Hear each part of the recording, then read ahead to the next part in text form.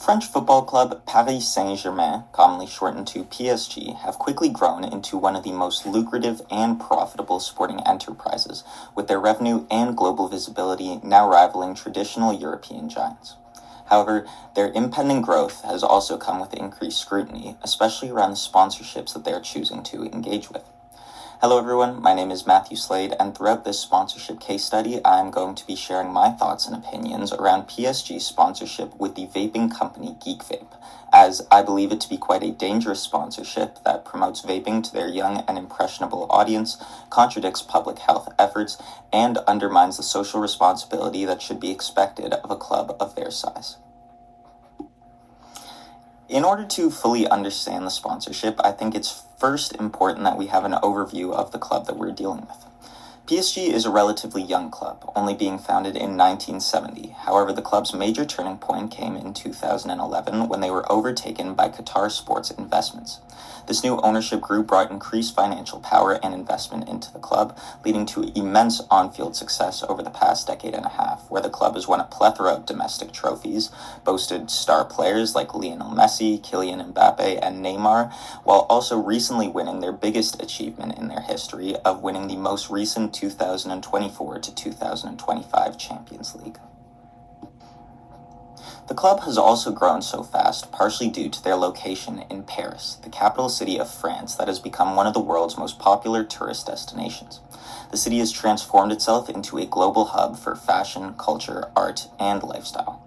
This has meant that the club goes beyond promoting football, instead presenting itself as a symbol of Paris by embracing the city's cultural values and vibrant lifestyle. The club continues to position itself as a modern, fashion-forward, and socially relevant brand on the pitch and off it as well, helping the club expand into fashion, music, film, and pop culture that has resonated effectively with their growing fan base. This expansion into lifestyle branding is especially relevant when considering its impact on younger audiences, who are much more susceptible to trends shaped by popular culture, with one of the most prominent current trends being smoking and vaping, which has already become widespread among French adolescents. Firstly, in terms of tobacco, it is utilized by roughly 1 in 4 teenagers at ages 13 to 14, which skyrockets to over half by the time teens turn 17. Vaping tells a similarly concerning story, with 48% of French youth engaging with e-cigarettes, which is significantly higher than the European average of 40%. Taken together, these figures indicate that smoking and vaping have become increasingly normalized among French youth, creating a large and clearly identifiable youth demographic that is particularly susceptible to commercial influence and lifestyle-based marketing. This brings us to the second half of our sponsorship, where we have GeekVape, who actually follow an incredibly similar history to PSG. They were originally founded in Shenzhen, China, with a modern tech focus and innovation-driven image. Their slogan of Geek Knows Better appeals to tech-savvy users seeking a customizable, sleek, and modern design of vape. However, over time, the brand has developed from initially targeting experienced vapers to appealing more to beginners by offering more standard, accessible, and affordable products. Unfortunately, this expansion has increased the appeal of GeekVape to new and young users that different organizations have been taking advantage of. While they were originally developed as a harm reduction tool to try and get smokers to quit, vapes are still incredibly dangerous with their high contents of nicotine amongst similar addictive and harmful chemicals. These stimulants are particularly dangerous for the developing brains of youths as they can impact attention, mood, learning, and impulse control, ultimately increasing the risk of future addiction.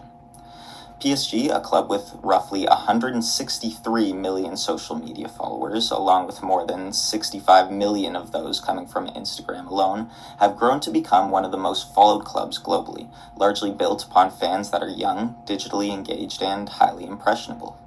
Thus, I find it to be quite dangerous that PSG is willingly promoting vaping to their fanbase, glamorizing a harmful product that has been found to be quite dangerous to youth development. With this knowledge in mind, French authorities have made efforts in the past to regulate vape usage, imposing age restrictions and limitations around product sales in 2016, and then an eventual ban in 2025 for disposable vapes. The stipulation made in the past year was not just made with health concerns in mind, but environmental ones as well. The rise in vape usage has created plastic, electronic, and hazardous chemical waste without necessarily addressing tobacco's pollution problem. When contrasted with other European clubs such as Manchester United and their long-term partnership with the humanitarian aid organization UNICEF and Forest Green Rovers, an incredibly small club compared to PSG in the 5th division of English football, who have been recognized as FIFA's greenest club due to their sustainability focus, PSG's use of sponsorships to reinforce positive values seems even more frail. For a team with incredible resources and visibility at their disposal, the club should be utilizing their platform to choose partners that align more with ethical values like health and sustainability. Additionally, corporate social responsibility, or more commonly known as CSR, has become an expectation throughout the modern game for clubs regardless of their size or location.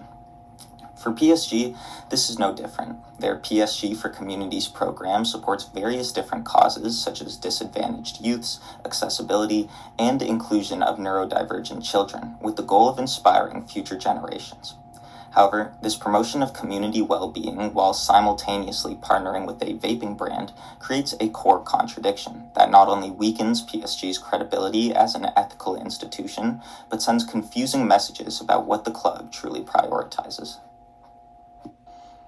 Overall, while sponsorships are and will continue to remain an important aspect of every organization's internal business operations, they should not be pursued at any cost, especially when they promote a dangerous message to their audience similar to that of the partnership between PSG and GeekVape, which normalizes a harmful activity to youth, weakens local efforts from the French government to eradicate vaping efforts, and conflicts with PSG's social responsibility values.